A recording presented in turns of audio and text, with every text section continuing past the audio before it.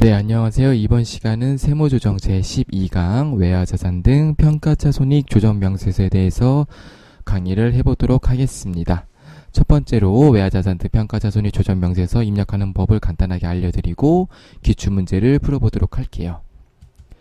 자, 외화자산 등 평가차 손익 조정 명세서는 이렇게 생겼습니다. 그래서 우리가 크게 두 가지를 입력을 해야 되는데요. 첫 번째는 요 외화자산 부채의 평가 을지에 있는 것들을 이렇게 입력을 하셔야 돼요. 그래서 외화 종류, USD면 USD, 외화 금액, 그리고 장부가액, 평가 금액을 쓰시면 자동으로 평가 차손익이랑 원화 금액 등이 나오거든요. 그래서 입력을 하시면 자동으로 나오는 금액을 하시면 세무 조정하시면 되겠습니다. 자, 그래서 첫 번째로 이렇게 입력을 하셔야 되고, 두 번째는 뭐가 있냐면, 자, 환율 조정차 대등 갑질하는 게 있어요. 그래서 우리가 여기 있는 걸 다 입력하는 게 아니라 이 중에서 뭐만 입력할 거냐면은 여기 회사 손익금 계산액만 입력을 할 거예요. 단기 손익금 해당액은 뭐냐면, 자, 여기 외화자산 부채의 평가에서 있는 것들, 여기서 입력한 값들이 아까 여기 오른쪽에 있었었죠. 그 값들이 일로 와요. 그리고 회사 손익금 계산액은 뭐냐면 회사가 평가한 금액이 있을 거 아니에요. 그쵸? 회사가 외화자산이나 외화 부채들을 평가한 금액을 넣어서 실제로 손익 조정되는 금액은 요거다라고 보여주는 거예요. 그래서 우리가 실제로 세무 조정해야 될 것들은 뭐냐면, 자, 여기, 네. 제가 요거 안 해놨네. 요 조정 금액을 가지고 하는 건데, 문제의 유형이 크게 두 가지예요. 첫 번째는 요것만 입력하는 게 있고, 두 번째는 뭐냐면은, 이것까지 입력해야 되는 문제가 있어요. 그래서 대부분 쉽게 나올 때는 요거만 입력하는 게 나오고, 문제가 좀 어렵게 나올 때는 얘를 입력하는 게 나옵니다. 얘를 입력하게 되면은 우리가 실제로 손익 조정되는 금액이 달라지기 때문에 요거가 나오는 것들은 조금 어렵기 때문에 이 문제는 좀 연습을 하셔야 되고요. 이 첫 번째 문제 같은 경우는 굳이 연습을 하지 않으셔도 한 번 정도만 해보셔도 크게 문제 풀이할 때는 어려움이 없을 겁니다. 자, 그래서 바로 기출문제를 통해서 어떻게 하는지 한번 볼게요. 자, 90배의 기출문제입니다. 다음 회사는 제11기 3월 30일에 제품을 USD 3,000달러에 외상으로 매출하고 제12기 말 현재 회수하지 못한 상태이다. 다음 자료에 따라서 제12기 외화자산 등 평가차손익 조정명세를 작성하고 세무조정사항이 있는 경우 세무조정하시오라고 되어 있습니다. 자, 그래서 보니까 알프스전자는 기말 현재 매매 기준율 등으로 평가하는 방법으로 관할 세무서장에 신고하였으나 신고는 했으나 회사는 매년 외화자산 및 부채에 대해서 기말 평가에 관한 회계 처리를 하고 있지 않다. 무슨 얘기냐면 제가 앞에 보여드린 요거 있죠. 회사 손익금 계산액이 없다는 뜻이에요. 자, 그래서 이 뜻은 뭐냐면 회계 처리를 하지 않았기 때문에 회사 반영분을 입력하지 말란 얘기예요. 아까 그 네모칸에 있던 거. 자, 그래서 정기 세무 조정은 법인세법상 적절하게 실시하였다. 그러니까 정기 거는 적절하게 외화 평가를 했다는 얘기예요. 그렇죠? 자, 그래서 보면은 환율 자료 기말 환율을 매매 기준율에 따르면 다음과 같다라고 돼 있어요. 그래서 보면은 자, 제11기에서 제11기 말에 있었는데 얘는 외화평가를 했으니까 그쵸? 실제 최초 취득한 금액은 이거였는데 11기 말에 1,300을 했기 때문에 정기는 세무조정 했을 거고 단기는 12기 말 그래서 1,200원이네요. 그래서 정기말 환율을 장부가액이다. 무슨 얘기냐면 자, 정기 세무조정은 법인세법상 적절하게 실시했기 때문에 요 차이, 이 차이를 세무조정에 반영했다는 얘기예요. 그래서 이게 장부가액이 된다는 뜻이에요. 정기말 환율이 장부가액이 된다는 뜻은 요게 장부가액이 되겠다. 자, 그래서 정기는 세무조정 어떻게 했을 거냐면 이 차이 200원이죠. 그래서 3,000달러인데 자산이기 때문에 60만원에 내가 이득이 생겼기 때문에 60만원을 입금산입했다라는 뜻이에요. 자, 근데 12기 말에는 자, 어떻게 됐냐면은 1,300원이 1,200원이 되기 때문에 자, 단기 세무조정은 자, 3,000달러가 100원만큼 감소했기 때문에 30만원만큼 입금 불산입을 해서 유보 감소를 시켜주는 겁니다. 이해 가셨나요? 정기에 평가한 게 있기 때문에 단기에 입금 불산입을 유보를 감소시킨다. 그래서 우리가 세무조정해야 될 금액은 요 금액이다. 요거를 우리가 이제 입력을 하면 되겠는데요. 입력을 한번 같이 해볼게요. 그래서 이 유형이 가장 기본적인 유형이에요. 자산이나 부채를 주고 이렇게 외화평가하는 거. 자, 그래서 한번 해보겠습니다.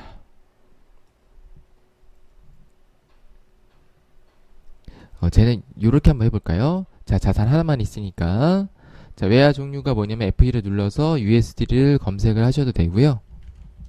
그리고 그냥 바로 이렇게 입력을 하셔도 돼요. 네. 자, 외화 금액은 뭐냐면, 자, 결과값은 똑같으니까요. 네. 그쵸? 자, 외화 금액은 얼마냐면 3,000달러.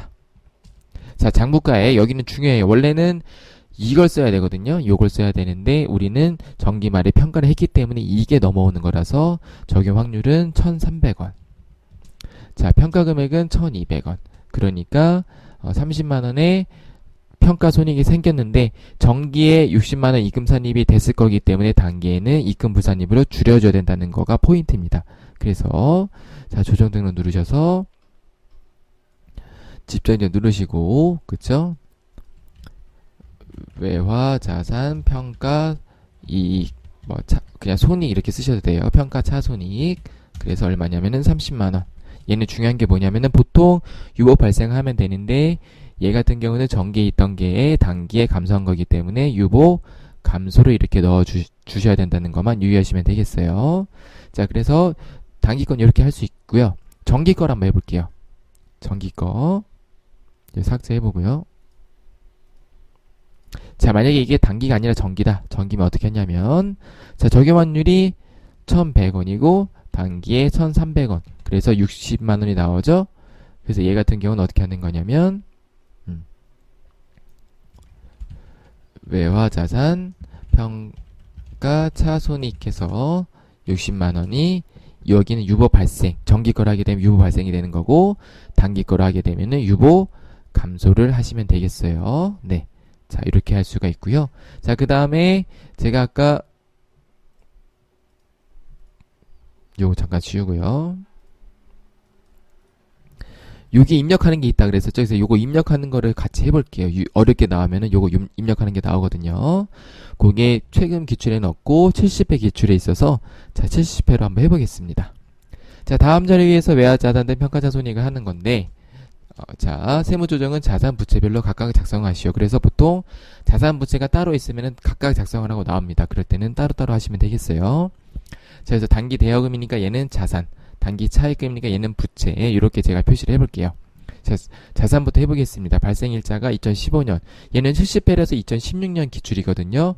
2016년도를 기준으로 해서 보면 되겠습니다. 발생일자가 2015년이기 때문에 자, 아까처럼 발생일 기준 환율이 아니라 얘는 뭐다? 작년에 외화평가 했을 거기 때문에 이렇게 얘를 가지고 하는 거예요. 그래서 보니까 단서 조항이 있네요. 회사는 직전 연도에 2015년부터 평가자손익 신고서를 제출했고, 그 다음에 직전 연도에는 기준 환율로 외화채권 채무를 평가하여 세무조정이 발생하지 아니하였다. 발생했든 안 했든 직전 연도 기준 환율로 처리했다는 뜻이에요. 그쵸? 네. 자, 그래서 자산은 이렇게 되고요. 자, 부채를 보게 되면은 올해 발생한 거네요. 2010년에. 그래서 부채 같은 경우는 발생의 기준 환율이 950원을 가지고 기준을 잡으셔야 돼요. 그래서 연도를 체크하신 다음에 발생한 연도 체크하신 다음에 문제 단서 조항을 확인하셔서 자, 예인지 또는 예인지를 판단을 해주셔야 됩니다. 이렇게요. 지금 우리는 판단을 했고요. 자, 그 다음 보겠습니다.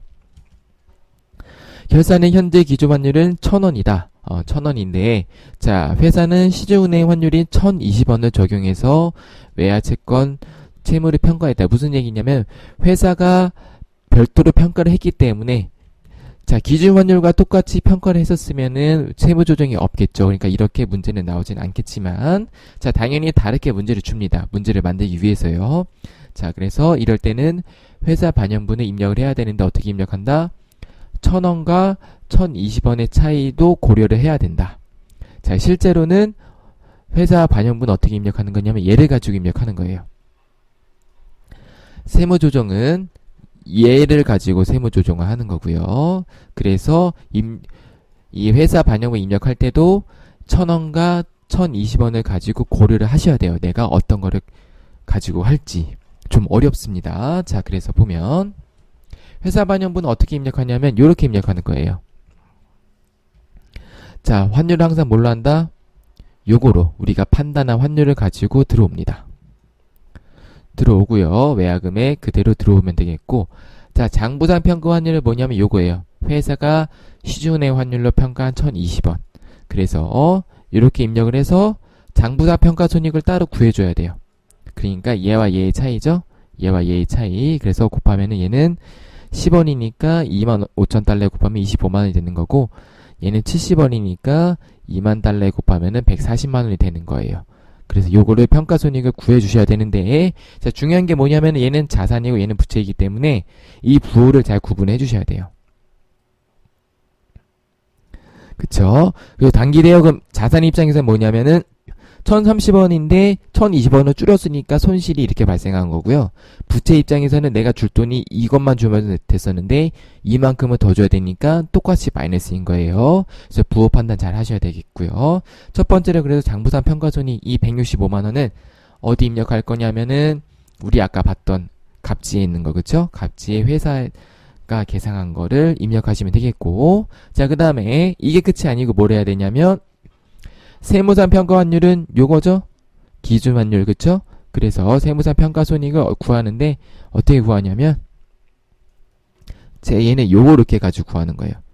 30원에 25,000달러 그래서 75만원. 자, 얘도 50원 차이죠?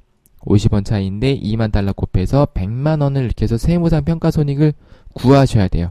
그래서 결론적으로 어떻게 되는 거냐면 회사의 장부 금액과 실제 세법상 평가 손익을 가지고 세무 조정하는 거예요. 즉 1,000원과 1,020원 가지고 세무 조정하는 거예요. 자, 그래서 실제 세무 조정할 거는 이 금액이 되는 겁니다. 요들의 차이요. 자, 그래서 결론적으로 얘기하면 이 금액 가지고 우리가 세무 조정을 할 건데, 자, 외화자산의 세무 조정은 50만원 어떻게 나오는 거냐면은 1,000원과 이 장부상에 입력한 20원의 차이를 가지고 외화 평가를 하면 되겠고요. 자, 단기 차입금 같은 경우도 자, 아이고. 외화 부채 있죠? 그래서 자, 얘와 얘의 차이인 20원이 들어가는 거예요. 20원이 들어가서 이렇게 하시면 돼요. 자, 그래서 이제 입력을 해 볼게요. 아, 잠깐만요. 입력을 하기 전에 자, 요거 차이 하나 보여 드릴게요. 자, 아까 보게 되면은 우리가 90회에서는 어떻게 했냐면, 자, 얘가 요거 가지고, 자, 요 차이 가지고 우리가 세무 조정을 했기 때문에 아까는 유보 감소였었어요. 근데 지금 같은 경우는 보세요. 지적연도에는 기준환율로 외화채권 채무를 평가해서 세무 조정이 발생하지 않았다고 돼 있죠. 그래서 세무 조정이 발생하지 않았기 때문에, 자, 요거 단기대여금 자산, 요거 같은 경우는 유보 발생이 된 거예요. 만약에 얘가 세무 조정이 평가가 됐다. 세무 조정을 했다고 하게 되면은 얘가 유보 발생이 아니라 뭐 해당 금액에 따라서 유보 감소가 될 수도 있겠죠. 그쵸? 그래서 요거만 90회와 조금 유의로 기억해 주시면 되겠어요. 그래서 얘도 유보 발생이다. 요거를 체크하시면 되겠습니다. 자, 그래서 입력을 해 볼게요. 입력을 하고 제가 간단한 팁을 하나 드릴 거예요. 자, 일단은 하게 되면 그대로 그냥 여기 있는 거 해 볼게요. 자, 외화 자산부터 해 볼게요. 자, USD고 외화 금액이 25,000. 적용 환율을 뭘로 한다? 요거요. 1,030원. 평가 1,000원이었죠. 자, 그리고 단기 차입금도 똑같이 USD 외화 금액이 2만 달러. 적용 환율 얘는 뭐다? 950원. 그런데 1,000이다. 세무상 평가 금액은. 자, 그래서 이렇게 요 175만 원이 이렇게 나눠진 거예요. 그렇죠? 여기 이렇게 되는 거고 이렇게 되는 거고요. 자, 그 다음에 장부상 평가손익을 왜 입력을 해야 되느냐? 얘는 회사가 적용해서 외화채권 채무를 평가했기 때문에 전표 입력이 돼 있는 거예요. 전표 입력이 돼 있는 거예요. 그래서 전표 입력이 돼 있는 걸 없애주는 거기 때문에 165만 원은 자, 여기다 이렇게 입력을 해줘야 돼요. 그래서 이 손익조정 금액 10만 원이 있죠? 이 금액이 실제로 우리가 이렇게 10만 원이 된 걸 확인할 수 있지만 문제에서는 항상 자산 부채별로 각각 하라고 돼 있기 때문에 각각 해주셔야 됩니다. 자, 그래서 입력을 해보면요. 자, 이렇게 돼 있죠? 조정 등록을 이렇게 하시면 되는데, 자, 이게 뭐였지? 아, 대여금이니까 얘가 자산이었죠? 자, 그래서 일단은 송금 산입을 해야겠죠? 외화자산 평가 차손익. 50만원 유보. 그 다음에 송금물산입도 외화부채 평가차손익 40만원 유보. 그러면은 얘네들이 네팅돼서 10만원이 되는 거예요. 자, 이렇게 하면 되는데, 자, 팁을 드리면 요거 죄송합니다. 요거 계산하기가 좀 어려울 수 있어요. 그쵸? 그래서 어떻게 하냐면 편법을 쓰면, 자, 여기다가 USD 25,000 적용 환율을 여기다가 어떻게 쓰냐면, 자, 일단 장부상 평가손익부터 해야 되죠? 그래서 어떻게 하냐면 요걸 1020으로 바꾸는 거예요. 자, 똑같이 1030인데 얘를 1020. 그러면은 아이고, 제가 요걸 잘못 입력했네. 네. 자, 그럼 이게 25만원 나오죠? 요렇게 해서 요걸 구하고, 얘도 마찬가지로 이렇게 950원에 1000원. 그래서 요거 가지고 하면 돼요. 뭐가 이상하다. 잠깐만요. 이거 1020원이지? 네. 그래서 하게 되면은 여기에서 165만원 이렇게 구할 수 있어요. 그쵸? 그래서 구한 다음에 지우면 되겠죠? 그래서 구하시고 입력하면 돼요. 자, 그 다음에, 자, 요거. 평가차손익은 굳이 뭐 안 해도 되긴 하는데, 얘까지 내가 검증을 하고 싶다. 그러면은 25,000이고, 1020원인데 1000원이죠? 그러니까, 50만원에 이게 세무조정이 들어가면 되겠고, USD 똑같이 1020원인데 1000원이다. 아이고. 그러면은 이 50만원이랑 40만원을 세무조정 하면 되겠구나. 그래서 조정 등록을 누르시면 지금 이렇게 세 개가 다 있는데요. 하나만 지워볼게요. 다 했으니까 지워볼게요. 이것도 지우고, 얘도 지우고, 얘는 입력했으니까 지우고. 그럼 이렇게 남잖아요. 그쵸? 요것도 지우면 얘 하나만 남죠? 그러면은 잠시만요. 얘도 지워볼게요. 자, 이렇게 지우면 이렇게 나와요. 이거 550만원 유보 발생이구나. 이렇게 하셔도 돼요. 이런 식으로 응용할 수 있어요. 밑에 거 부채도 마찬가지로 USD 21,020원이었는데 1000원이죠. 자, 그래서 요거 지우고 눌러서 40만원이네 입력해놓고 그 다음에 다시 얘를 수정하면 되겠죠? 950원을 이렇게 얘도 쓰고 다시 쓰면 돼요. 1030원이었나? 네. 아닌데? 맞는데? 잠깐만. 맞죠? 네, 그렇죠. 그래서 네. 그래서 이런 식으로 편법을 쓸 수도 있어요. 그러니까 이걸 굳이 이렇게 뭐 계산기 두드려 계산하지 마시고 요걸 가지고 활용해서 내가 필요한 것만 취해서 입력할 거 입력하시고 세무조정할 거 세무조정하시면은 되겠습니다. 자, 70회가 좀 어려운 문제이기 때문에 70회만 다 풀 줄 알면 나머지 문제들이 나와도 다 풀 수 있을 거라고 생각을 합니다. 자, 이렇게 해서 외환차손익에 대한 세무조정도 강의를 마치도록 하겠습니다. 시청해주신 여러분들 감사합니다.